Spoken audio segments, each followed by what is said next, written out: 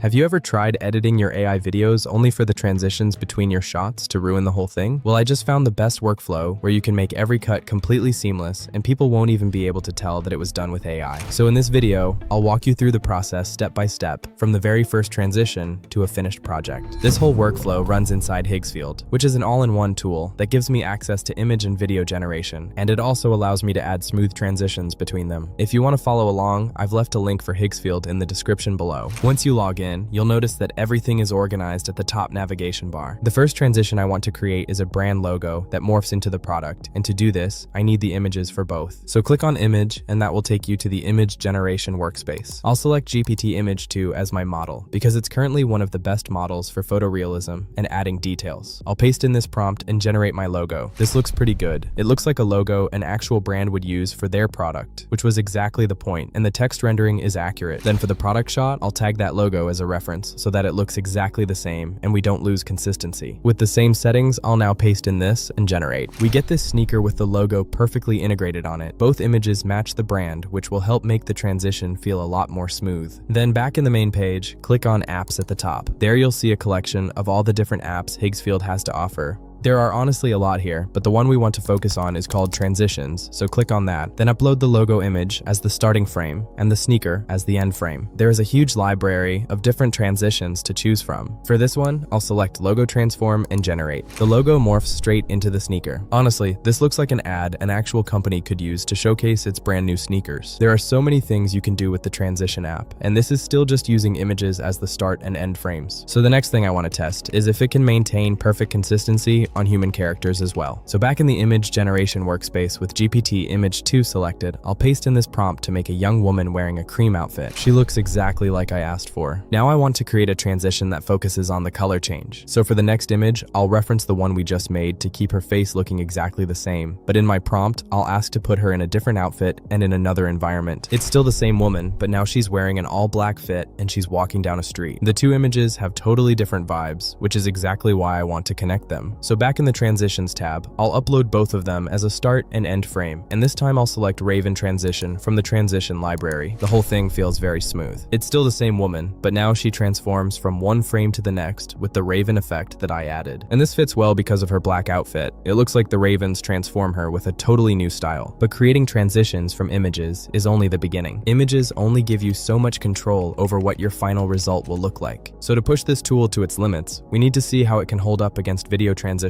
which is what this tab was built for. And the first problem you run into with video is that two separate generations almost never give you the same person twice, which is a real problem for a transition because it only looks smooth if it's obviously the same person on both sides of the cut. So before I generate any video, I'll go back into the image workspace with GPT Image 2 and build something called a character sheet. A character sheet is just one image of the same person from different angles, which will help the video model keep them looking exactly the same when we animate them. I'll paste in this prompt, which asks for a woman from three different angles, and here she is from the front, back, and up close in one image. Now I'll switch over to the video tab, which takes you to the video generation workspace, and I'll pick Cdance 2.0 as the model because right now it's one of the best for realistic movement and for actually following the prompt. This first video is the start of my transition, so I'll use the character sheet as the reference for maximum consistency. Paste in my prompt, set the length to 4 seconds, and generate. This is how beautiful Japan is.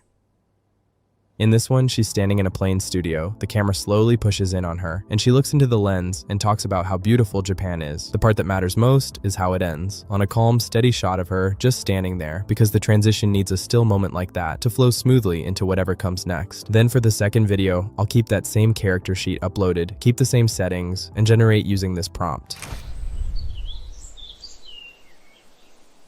This time she's in a traditional Japanese kimono, and then she walks out of frame while the camera pushes forward. You can almost imagine how these two videos will connect, even though I haven't done anything yet. And the key here is that this video opens on the exact same standing position the first one ended on, so the two will match perfectly. Now, I'll go back to the Transitions tab and upload the first video as the start frame, and the second as the end frame, like we did before. I'll run these two videos across two different effects from the library, because I really want to show you the variety it has. First, I'll select the hand transition and generate. This already already looks way better than the images. The way she extends her hand, the camera pushes into her palm, and when it zooms out, she is in a completely different environment, is something that would normally require a lot of editing to do. Then I'll run them through the smoke transition. This one works too, but side by side, the hand transition felt smoother and more natural for these shots. So when you have your two videos, run them through a couple of effects first, and keep whichever one actually matches the movement. Now both of these videos were 5 seconds long, because the transition tab doesn't work for videos longer than that, but I've found a way to bypass this problem,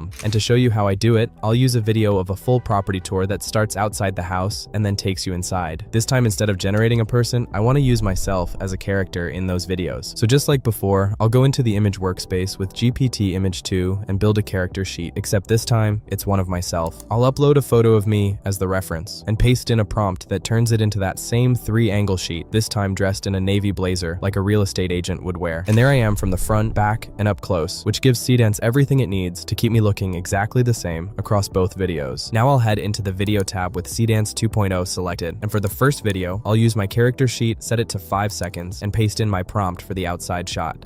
Welcome, let me give you a tour of this place. In this one, I'm standing in front of a modern glass house, introducing the place. The camera moves around me, and it ends right on the big glass wall of the house. That ending is completely on purpose, because the glass wall is the thing both videos are going to connect from. Then for the inside tour, I'll keep my character sheet in, keep the same settings, and generate a longer one, 15 seconds this time, walking through the house. Now there's one really important trick built into this prompt. Seedance 2 is built for multi-shot generation, which means that you can create a lot of different shots using just one prompt. And in every single shot, I give myself a line delivery. Step inside. This is the main living area, open plan and full of light. Down here, you've got 3 bedrooms, each with its own great natural light. And this is the kitchen, fully renovated with all new finishes. Come take a look. I think you're gonna love it. And the result is honestly impressive. It's a full 15-second walk through the house where the lighting stays consistent room to room, and it opens on that same glass wall from the inside, so you can already see how these two are going to meet. There's also a funny moment where the generation briefly made a second me with a clean switch between them. I actually kept it in because it looks like a deliberate high-end VFX shot that a real agency would pay a lot of money to pull off. Now for the actual fix to the length problem, because the second one is too long for the transitions tab, I can't just drop them in, so instead I'll export only 2 frames, the very last frame of the outside video and the very first frame of the inside video. In theory, you could upload the outside video whole since it's just 5 seconds, but to show you the full process, I'll export frames from both of them. Both of those frames are the same glass wall, one from the outside and one from the inside, so I'll bring just those two into the transitions tab as my start and end frame, pick the seamless transition, and generate. We get this smooth transition that connects the 2 shots by turning the outside view into the inside one. So now we have the exterior video, the transition shot, and the interiors video. There's one last thing to sort out, and that's the voice. Because the 2 videos were generated separately, I come out sounding like 2 slightly different people. So I'll go into the audio tab inside Higgsfield, upload a few minutes of my real voice, and train a voice model on it. Then I'll apply that trained voice across the whole thing, and now it's my actual voice narrating the entire tour from start to finish. Welcome, let me give you a tour of this place.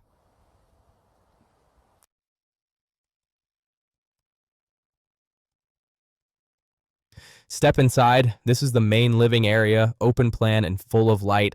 Down here, you've got 3 bedrooms, each with its own great natural light. And this is the kitchen, fully renovated with all new finishes. Come take a look. I think you're gonna love it. And now the whole property tour plays as one continuous shot with my face and voice remaining consistent through all of it. However, there are a few awkward moments and a lot of the movement still feels a little flat. The motion through it is just too stiff, and fixing exactly that is what finally makes a transition look truly seamless. The transition straight out of Higgsfield has 2 issues. It plays at 1 flat, even speed the whole way through, and it comes with no sound at all. And for that, I'll bring the video into DaVinci Resolve. I'll turn on retime controls, then add a speed point at the 2 spots where the transition happens, and pull those points together, and add an ease curve so it starts slow, speeds up fast through the middle of the transition, and slows back down on the way out. That change in speed is what gives the transition momentum, so instead of one even mechanical blend, it actually feels intentional. While I'm in here, I'll also drop an adjustment layer on top with deep glow and a bit of exposure, which adds a soft bloom to the highlights, which makes it look like an actual real estate video. Then I'll move on to the second fix, the sound. A big reason the raw transition feels flat is that it's completely silent, so adding audio is what actually